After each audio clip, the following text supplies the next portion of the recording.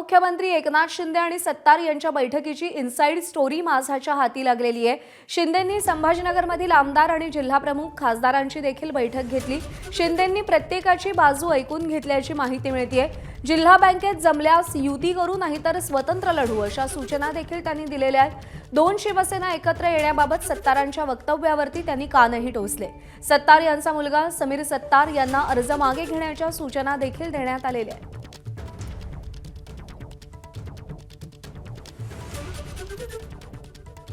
तर बैठकीमध्ये नेमकं काय झालं त्याची इनसाइड स्टोरी आपण ग्राफिक्सच्या माध्यमातून पाहूया। ठाण्यामध्ये शिंदेंच्या घरी रात्री 11 ते 2 वाजेपर्यंत बैठक झाली। संभाजीनगरातील आमदार, 2 जिल्हाप्रमुख आणि 1 खासदार बैठकीला उपस्थित होते। शिंदेंनी प्रत्येक नेत्यासह स्वतंत्र बैठक घेत त्यांचं मत ऐकून घेतलं। अनेकांनी पालकमंत्र्यांची तक्रार केल्याचीही माहिती मिळते। निधी मिळत नसल्याबद्दल तक्रार केल्याची माहिती आहे।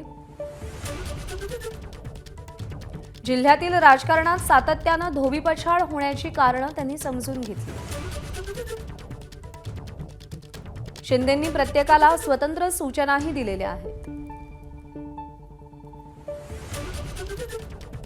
नंतर सगळ्यांची एकत्र बैठक घेत कान टोचणी केली आहे।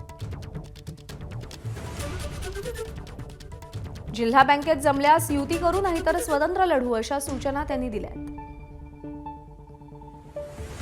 दोन शिवसेना एकत्र येण्याबाबत सत्तारांच्या वक्तव्यावरून सत्तारांचेही कान शिंदेंनी टोचले।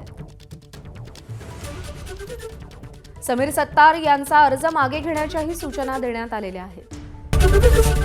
एबीपी माझा, उघडा डोळे बघा नीट।